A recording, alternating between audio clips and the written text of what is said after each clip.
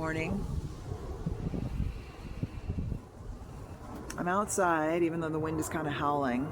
I tried to make a little tent with my blanket. It's not going to work. So I hope that the wind isn't going to wreck the sound on this video. This is kind of a big video for me because it's a matter of, that's better. I'm going to be squinting and that's okay. All right. This is something big for me. This is something that's plagued me probably since I was about 10 years old.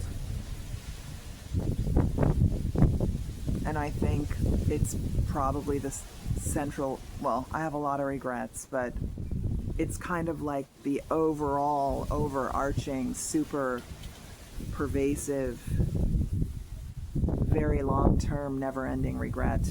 And and now, it's been so long that I don't know if it's regret now or if it's simply paralysis. So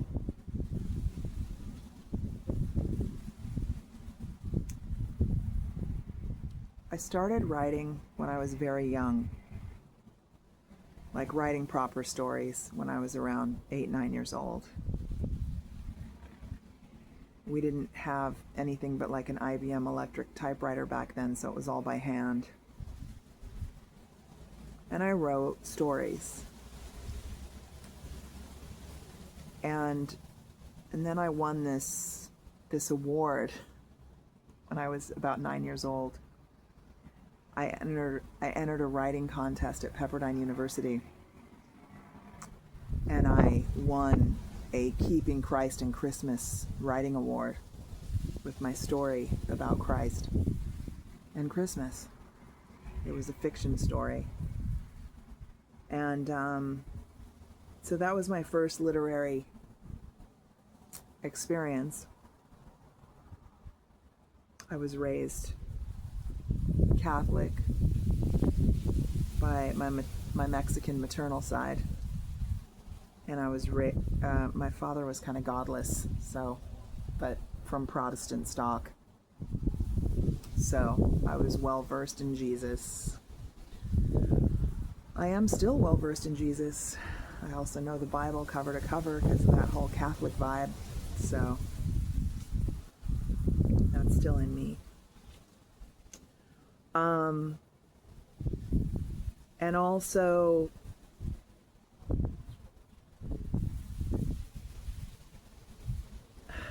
after my mother passed away, I was sent to live with my father, who really did not want a young child in his home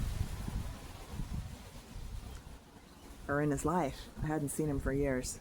She died when I was 8, and he had to be hunted down and located, forced to take me. So anyway, we lived in this very small domicile, and right off the front door there was like a weird little room, and he had a desk in there, and it was right next to my bedroom, and he had a desk in there, and he had one of those IBM typewriters, and he would spend hours and hours and hours in that room typing, banging away, writing fiction. And he eventually wrote some sort of a novel about his experience with a Japanese lover during World War II, because he was a Marine in World War II. So it was about him in Japan. It was, like most good fiction is, it's generally got autobiographical components in it. So he wrote a novel. I forget what it was called. And he had some Japanese girlfriend while he was there. So anyway, so he was typing away, keep me up at night, was typing all the time, and he fancied himself a writer. Now, his writing was abysmal. He had no talent, and he was just completely absorbed in his ego about being a novelist.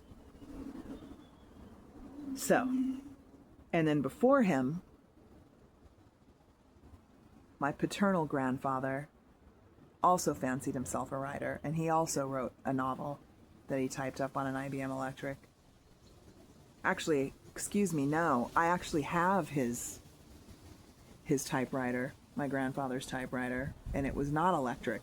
It was one of those manual ones that you poke at. So he was also talentless. So I had a talentless grandfather who fancied himself a novelist, and I had a talentless father who fancied himself a novelist. They both spent many hours, many weeks, many years writing these very thick novels. Think War and Peace level thickness, okay? Big novels. And I got the manuscript. Somehow, strangely, I got the manuscript from my grandfather's novel after he died. So I actually own that physical manuscript. Tried to read it and I couldn't get past chapter 1. It was unreadable garbage. So, and also, as by way of history, I am obsessed with literary fiction. So I have been since a very young age. And so I've read a lot of short stories and novels and memoirs and, thousands of books. I'm an avid literary freak. Okay, so the gentlemen had no talent. It's just the way it was. And I think that's probably the way it is for 95% of the people who try to write. There's a passion. There's a fascination with literature because it's definitely by far and away the most magnificent art form that we have as humans. So I understand the compulsion and the obsession with it and wanting to emulate the great people that have written the literature of the ages. But, 95% of us writers are talentless. And 90% are talentless and 5% are mediocre, okay? And the rest are gifted. So we're looking at those kind of stats. We're looking at 2 talentless ancestors that I had who also fancied themselves writers. Now,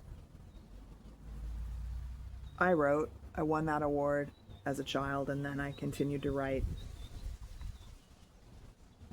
I've had a few of my short stories, my short fiction published. One won an award.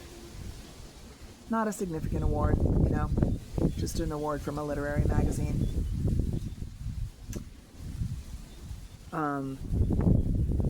So, yeah. And I remember when I was in college, I wrote stories like bananas, so many stories, and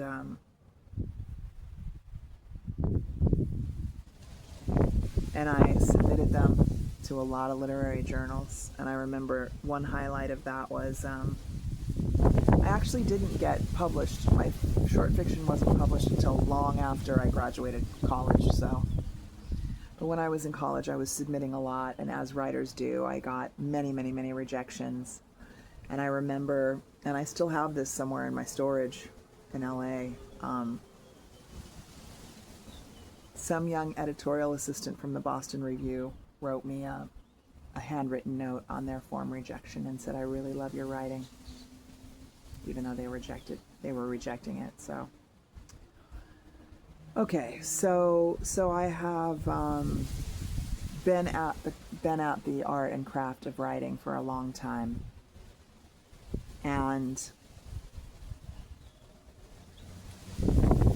sometime after my daughter left for college and left me in Africa on my own, I got really motivated and I started writing a novel for the first time. And it's agony. It's just absolute agony. Because my dad and my grandfather are just hanging over me, these specters of failure. talentless, absolutely horrible writers who believed they were talented enough to write a whole 700, 800, 900 page novel, right? And I hate to say this because I hate it, but genetically I'm definitely more predisposed towards my father's genetics, not my mother's. My daughter got my mother's genetics for musical talent and stuff, and I have nothing from that. So I wrote the first 20,000 words, and I hired an editor, published author with a very successful book. He went through it.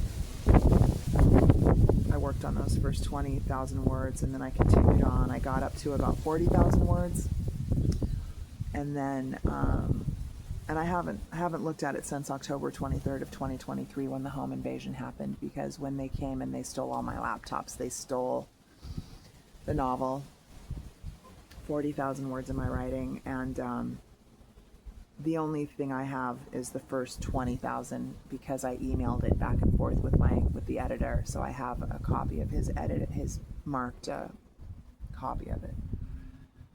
The second 40,000 words is gone.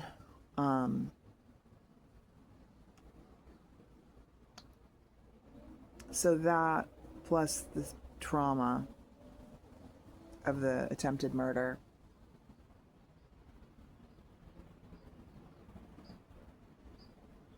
I walked away from it, and it plagues me every day, and it plagued me every day before my daughter went away to college and before I started the novel.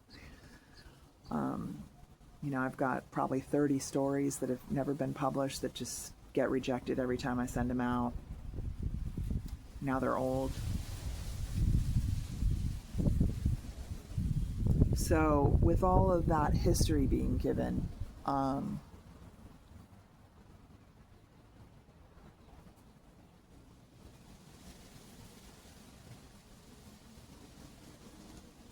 this is a thing that sits inside my cellular makeup. It's in my bones. It's in every cell of my body. I'm very, very activated talking about it right now. I hope you can hear this. The wind is absolutely flying. I don't know if you can hear this or not.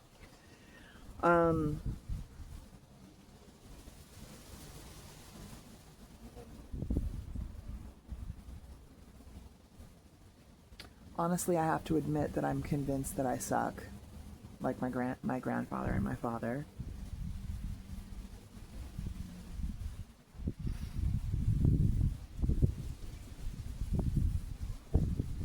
And at the same time,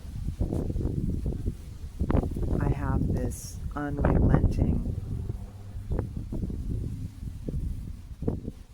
unbelievable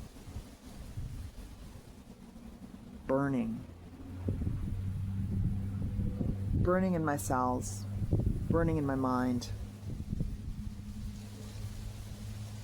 It burns every single day.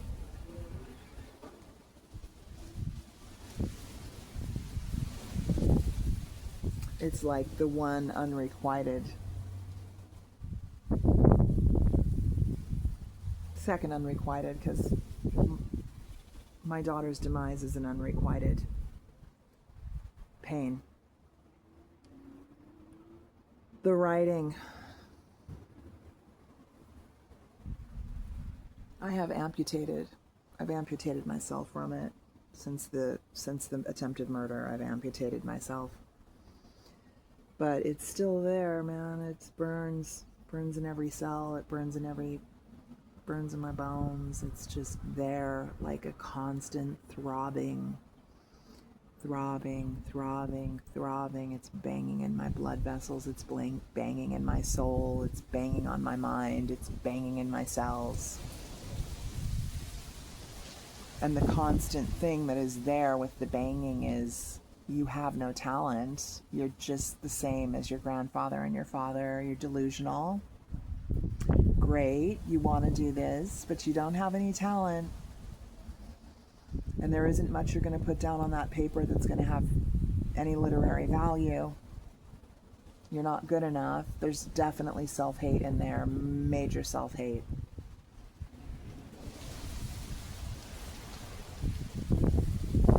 And I always have that excuse, which is real, but it is an excuse. I bet the sound on this thing is absolutely unintelligible. See, the wind is howling. I don't do anything at all for myself at all because I'm completely and totally consumed with my daughter's 24/7 crisis every single day of the week. Ever since she got Lyme. So, and now that she's absolutely, completely, and totally consumed with psychiatric because she won't accept medical treatment. My body is in fight or flight 24/7, which is, I'm sure, why I have cancer. So, with those things being totally placed to the side, this is the albatross around my neck of my life. It's been there since I was 9 years old. And as I've grown up and grown consciousness and tried my hand at writing, for thousands and thousands of hours, gotten 3 stories published. One of them won an award, again, from a very small literary magazine, but it did compete with some other people. And it was a very good literary magazine, which is now out of business. This was a while ago.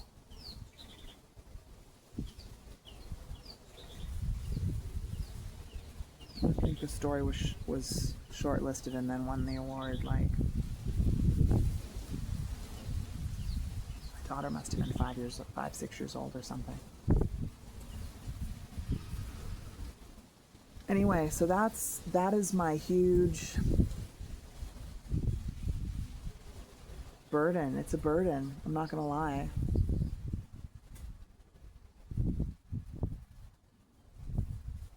And it's chasing me, man. It won't let me go. Writing is the hardest art we have. You have to spend hours reading. You have to spend hours, weeks, and days reading constantly. You have to work at it every day, several hours a day. You have to battle that voice in you that's telling you you're no good. You're just a hack like your father and your grandfather. You're delusional, psychotic even. Have a psychotic belief that you can do this when you can't. Self-hate.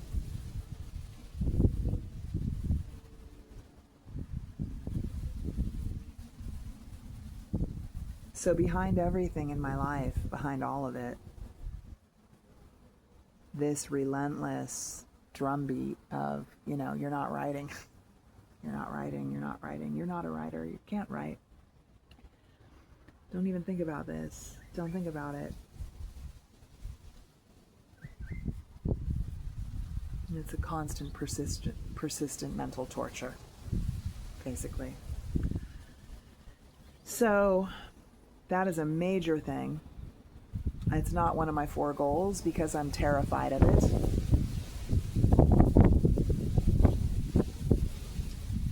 And I often wonder why or how a being is infused with this passion to write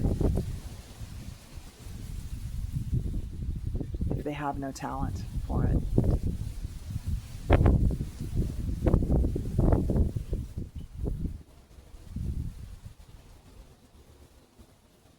So I thought I was going to come up with something profound to say about this, but it's got me hogtied, man. I'm completely debilitated by this when I get into this idea and I start thinking about it and trying to dissect it and looking at it and turning it over. I'm dumbfounded by it, man. I'm dumbfounded. It's so much bigger than me. And I'll take it to my grave and probably beyond the grave, most likely. It's profound. I can't really come up with the right words to express how profound it is. So now you know one of my biggest and most burdensome and most painful and most persistent secrets